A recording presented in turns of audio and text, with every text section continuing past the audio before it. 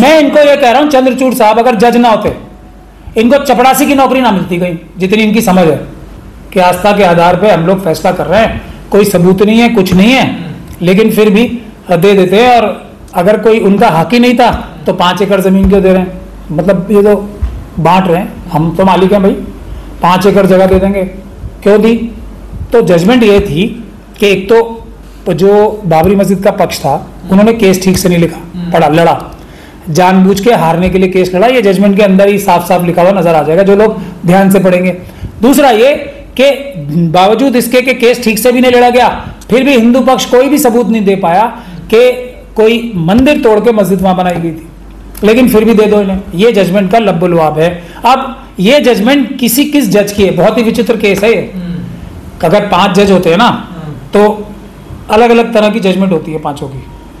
मतलब 5 लोग बैठे हैं तो कॉमा, फुल स्टॉप, एक एक शब्द एक जैसा थोड़ी लिखेंगे कि लिखेंगे, ऐसा कोई साइंस आ गया कभी? इतना तो युग पुरुष या जिसको कहा जाए जो नॉन बायोलॉजिकल व्यक्ति तो एक ही है। तो ये पांचों के पांचों नॉन बायोलॉजिकल बन गए थे क्या? कि एक एक लफ्ज सब कुछ सेम हो गया और आज तक पता ही नहीं लिखा कि लिखना किसने। जब तक पता नहीं लगा, जब तक कि चंद्रचूड़ साहब ने जाके महाराष्ट्र में अपने गृह जहां पे वो पैदा हुए वहां पे एक भाषण दिया चीफ जस्टिस रहते हुए। वहां उन्होंने राज खोला कि ये जजमेंट किसी जज ने नहीं लिखी थी। मैं बैठा था जो मूर्ति है उसके सामने, भगवान के सामने अपने, और वहां से मुझे जजमेंट का निर्देश मिला और वो जजमेंट है। तो चंद्रचूड़ साहब ने खुद माना है उन्होंने जजमेंट नहीं लिखी। और इसकी बुनियाद पे मैंने एक सिविल सूट भी डाल रखा है कि जो बाबरी मस्जिद की जजमेंट है वो बाहर की किसी ताकत की लिखी हुई है, जजों ने नहीं लिखी है संविधान के अनुरूप। ये केस पेंडिंग है अभी भी पटेल हाउस में। तो मैंने ये केस डाला था, इसलिए इसको जो है निरस्त किया जाए जजमेंट को, क्योंकि ये जजों ने लिखी नहीं है। जो गोगोई साहब की किताब है उसमें फोटोग्राफ है।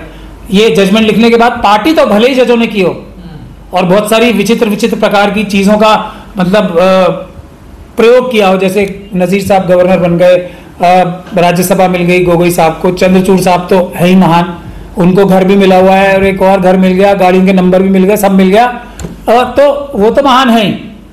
तो अब मजेदारी वाली बात यह है कि चंद्रचूड़ साहब ना सिर्फ महान है बल्कि वो दिखाते भी हैं आगे बढ़ के कि मैं महान हूं, इंटरव्यू दे दे के। अब इंटरव्यू में अगर खुद जजमेंट लिखी होती तो याद होती कि लिखी क्या है, लिखी तो किसी और नहीं थी, तो उन्हें पता भी नहीं था क्या लिखा है, और इसीलिए उन्होंने इंटरव्यू दे के अपनी जो एक प्रकार से जो चोरी कही जा सकती है उसको पकड़वा दिया खुद ही। वो तो आप कह रहे हैं कि तथ्य थे हमारे पास में, देखिए जजमेंट कह रहा तथ्य कोई मिला नहीं, वहां राम मंदिर था। तो यही तो कह रहा हूं ना, जजमेंट में नहीं था ना, और जजमेंट उन्होंने लिखी नहीं है, तथ्य तो उनके पास थे जो उनको शायद सील्ड कवर में किसी ने दिए होंगे। एक नई चीज भी तो चल रही है ना आजकल, सील्ड कवर वाली। जजमेंट में तो लिखी नहीं है ना वो चीजें कहीं, इसीलिए तो पकड़े गए रंगे हाथों। अब बोलने की और जो शौक होता है ना बहुत लोगों को अपने आप को बड़ा दिखाने का, तो चंद्रचूड़ साहब उसमें से एक हैं। तो न्यायपालिका की साथ भी गिर रही है सर ऐसे। चंद्रचूड़ साहब जिस जगह के सबसे बड़े जज रहे हो उसकी साख कैसी अच्छी या बुरी होगी। इस देश में 2 प्रकार के, मैं बार बार इस बात को कहता हूं ना, 2 प्रकार के जजेस या 2 प्रकार की कैटेगरीज हैं जजों की। एक है चंद्रचूड़ साहब और उनका ग्रुप, एक है जज लोया साहब और उनके जैसे लोग। तो चंद्रचूड़ साहब, जज लोया साहब के एकदम विपरीत प्रकार के जजेस की एक पूरी ग्रुप है बड़ी सी, जिसमें यशवंत वर्मा साहब भी एक बड़े मुखर उनके मेंबर हैं उस ग्रुप के। तो आपको यशवंत वर्मा साहब का तो पता ही है, सरकार ने पूरी ताकत लगा के उनको बचाने का काम कर रखा है। जबकि कितना प्रकार से वो, अब तो हम ये कह ही सकते ना, पहले तो नहीं कह सकते थे, रंगे हाथों ही पकड़े गए ना वो, क्योंकि वो तो आज तक एफआईआर नहीं करा रहे हैं कोई भी। मेरे घर में अगर कोई बाहर के नोट पकड़े जाएं तो सबसे पहले तो मैं ही एफआईआर कराऊंगा। अगर मैं नहीं कराऊंगा तो मेरे ही पैसे हैं और मैं ही चोर हूं। तो यशवंत वर्मा साहब ने तो ये साबित कर दिया। चंद्रचूड़ साहब का पूरा ग्रुप लग के सामने आके उनकी मदद कर रहा है। जो जो व्यक्ति उनकी मदद करने में लगा हुआ है वो चंद्रचूड़ साहब की लॉबी में आता है, और जो जो व्यक्ति उनके खिलाफ है वो जज लोया की कैटेगरी में आता है। सीधी सीधी बात है आजकल। सर ये जो बाबरी मस्जिद में जो फैसला आया 5 जजों की जो बेंच थी, उस बेंच में तो चंद्रचूड़ साहब भी थे, तो क्या ये जूनियर जज थे ना उसमें? तो ये तो क्या पता, इन्हें नहीं पता चला हो क्या लिखा जा रहा फैसले में? लेकिन उसमें तो सारे ही जज जूनियर थे ना, गोगोई साहब तो सीनियर थे ना। देखिए लिखी कहीं और से गई है, सभी जूनियर जज थे, पांचों के पांचों, पता ही नहीं लगा ना आज तक किसने लिखी है। चंद्रचूड़ साहब तक जब तक ना बताएं कि ये जजमेंट मैंने नहीं, अब तो उन्होंने बता दिया ना चंद्रचूड़ साहब ने, देखने के लिए तो उनके नाम से चढ़ी है मगर आई कहीं और से थी। लेकिन सर कहीं कुछ भी हो, लेकिन जजमेंट तो पढ़ते होंगे ना जज, जो जज होंगे वो पढ़ेंगे ना, जो पढ़े लिखे होंगे वो पढ़ेंगे।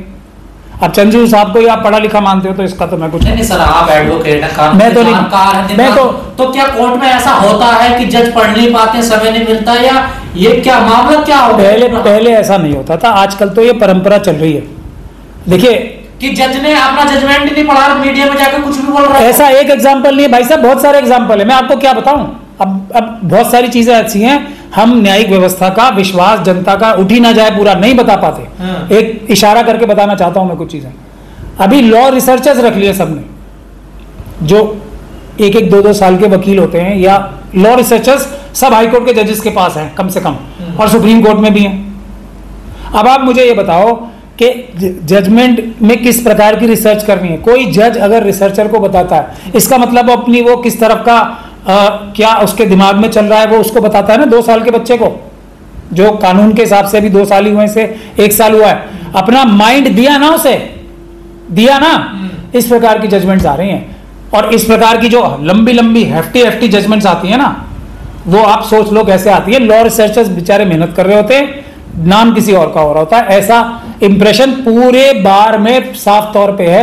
लॉ रिसर्चर्स को 80-80 हजार रुपए दिए जाते हैं 1 महीने के, आप समझ लो अब। और उनसे दिन रात काम कराया जाता है।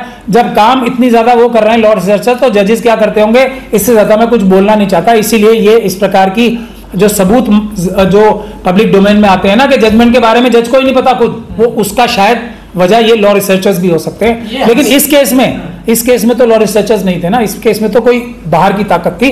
चंद्रचूड़ साहब ने खुद बताया, मैंने केस डाल रखा है ना उसको साबित करने के लिए। आपको नहीं लगता हंसी के पात्र बनते चले जा रहे? नहीं, इनको क्या शर्म आती है क्या, ऐसी हरकतें करेंगे जजों के पद पे बैठ के?